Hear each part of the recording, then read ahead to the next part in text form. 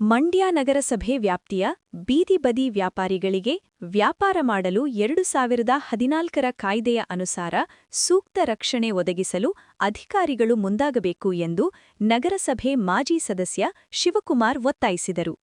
ಸುದ್ದಿಗೋಷ್ಠಿಯಲ್ಲಿ ಮಾತನಾಡಿದ ಅವರು, ನಗರದಲ್ಲಿ ಬೀದಿ ಬದಿ ವ್ಯಾಪಾರ ಮಾಡುತ್ತಿರುವವರನ್ನು ತೆರವುಗೊಳಿಸಲು ಅಧಿಕಾರಿಗಳು ಮುಂದಾಗಿದ್ದಾರೆ.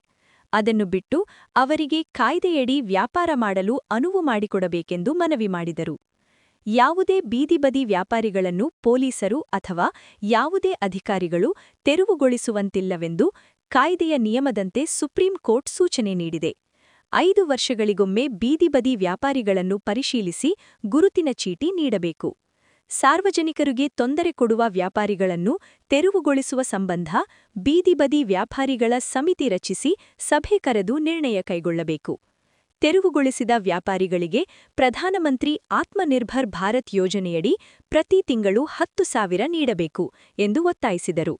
2014 ಕಾಯ್ದೆ ಅನುಸಾರ ಬೀದಿ ಬದಿ ವ್ಯಾಪಾರಿಗಳ ಬಗ್ಗೆ ಏನು ತೆರವು ಕಾರ್ಯಾಚರಣೆ ಅವರಿಗೆ ನೋವುಂಟಾಗೋ ರೀತಿಯಲ್ಲಿ ಮಾಡ್ತಾ ಇರೋಂಥ ಬಗ್ಗೆ ನಾನು ಪ್ರೆಸ್ ಮೀಟ್ನ ಕರೆದಿದ್ದೀನಿ. ಅದೊಂದು ನೆನ್ನೆ ಸುಮಾರು ಒಂದು 10-15 ಜನ ನಮಗೆ ಫೋನ್ ಮಾಡಿದ್ದಕ್ಕೆ ಈ ಸಮಯದಲ್ಲಿ ನಾವು ವ್ಯಾಪಾರಸ್ಥರ ಪರ ನಿಲ್ಲಬೇಕು. ಯಾಕೆಂದರೆ ವ್ಯಾಪಾರಸ್ಥರಿಂದ ನಮ್ಮ ನಗರಸಭೆಗೆ ಆದಾಯ ಉಂಟು.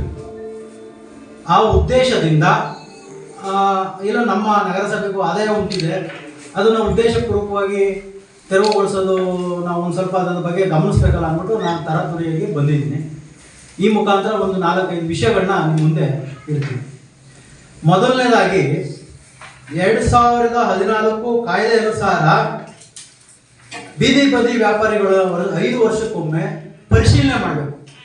ಯಾರು ಮಾಡಬೇಕು? ನಗರಸಭೆಯಿಂದ ಒಂದು ಪರಿಶೀಲನೆ, ಯಾರು ಅದೇ ಜಾಗದಲ್ಲಿದ್ದಾರಾ ಇಲ್ವಾ, ಏನಾಗಿದ್ದಾರೆ, ಇಲ್ಲ ಅವ್ರು ಬಂದ್ರ ಈಗ ಆ ಕುಟುಂಬಕ್ಕೆ ಜವಾಬ್ದಾರಿ ಕೊಡಬೇಕು, ಆ ಕುಟುಂಬದಲ್ಲಿ ಯಾರು ಮಾಡ್ತಾ ಇದ್ದಾರೆ, ಇದನ್ನೆಲ್ಲ ಪರಿಶೀಲನೆ ಮಾಡಬೇಕು. ಪರಿಶೀಲನೆ ಮಾಡಿದಾರ ಮಾಡಿಲ್ವ, ಅದೊಂದು ದೊಡ್ಡ ಪ್ರಶ್ನೆ ಕಾಡ್ತಾ ಇದೆ. ಗುರುತಿನ ಚೀಟಿ ಕಡ್ಡಾಯವಾಗಿ ನೀಡಬೇಕು ಕಾಯ್ದೆ ಅನುಸಾರ. ಅದನ್ನ ಅವರು ಸರಿಯಾದ ರೀತಿಯಲ್ಲಿ ಮಾಡಿಲ್ಲ. ಆ ಸರಿಯಾಗಿ ರೀತಿ ಮಾಡದೇ ಇರೋದ್ರಿಂದನೇ ಈ ತರ ಅನಾನುಕೂಲ ಆಗಿದೆ. ಎರಡನೇದು, ಕಾಯ್ದೆ ನಿಯಮಾನುಸಾರ ಸುಪ್ರೀಂ ಕೋರ್ಟ್ ಸೂಚಿಸಿದೆ. 2014ರಲ್ಲಿ ನಾನು ಕೆಲವು ಪತ್ರಿಕೆಗಳನ್ನು ನೋಡಿದ್ದೀನಿ.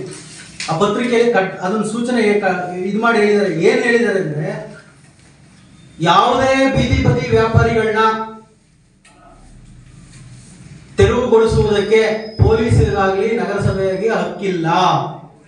ಯಾಕೆ ಅಂದರೆ, ನೀವು ಉದಾಹರಣೆಗೆ ಇಲ್ಲಿ ಉದಾಹರಣೆ ಕೊಡ್ತೀನಿ ನಿಮಗೆ. ನೀವು ಬೆಂಗಳೂರು ಬನಶಂಕರಿ ದೇವಸ್ಥಾನ ಹತ್ರ ಹೋಗ್ಬೋದು. ನೀವು ದೇವಸ್ಥಾನಕ್ಕೆ ಹೋಗಕ್ಕೆ ಆಗಲ್ಲ, ಆ ಥರ ಅಡ್ಡಗಟ್ಟಿ ನಿಂತ್ಕೊಂಡಿರ್ತಾರೆ. ಆದರೂ ಸುಧಾ ಅವ್ರನ್ನ ತೆರವುಗೊಳಿಸಕ್ಕೆ ಪೊಲೀಸ್ನವರು ಸಹ ಅಲ್ಲೇ BBMP ಸಹ ಮಾಡಲ್ಲ. ಯಾಕೆ ಅಂದರೆ ಈ ಕಾಯ್ದೆ ಅಷ್ಟು ಗಟ್ಟಿಯಾಗಿದೆ.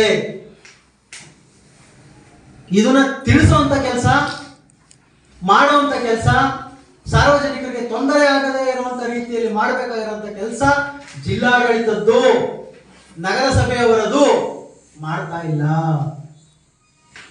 ಮೂರನೇದು, ಸ್ಥಳೀಯ ಸಂಸ್ಥೆಯ ಏನು ಈ ನಗರಸಭೆ ಇರ್ತದೆ, ಪಟ್ಟಣ ಪಂಚಾಯಿತಿ ಯಾವುದೇ ಇರ್ಬೋದು, ಅವರು ಸಮಿತಿ ಮಾಡಬೇಕು.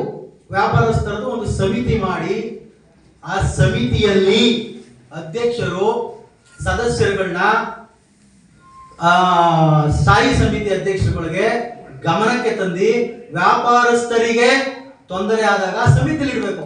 ವ್ಯಾಪಾರಸ್ಥನಿಂದ ಏನಾದರೂ ಸಾರ್ವಜನಿಕರಿಗೆ ತೊಂದರೆ ಆದರೆ ಅದನ್ನ ತೆರವುಗೊಳಿಸಬಹುದು. ಇವರು ಏಕಾಏಕಿ ಎಲ್ಲರೂ ತೆಗೀರಿ ಎಲ್ಲಿ ತೆಗಿತಾರೆ?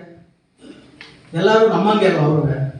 ಗೋಷ್ಠಿಯಲ್ಲಿ ಕೃಷ್ಣ, ಪ್ರಸನ್ನಕುಮಾರ್, ಮನೋಹರ್, ಪ್ರದೀಪ್ ಇದ್ದರು.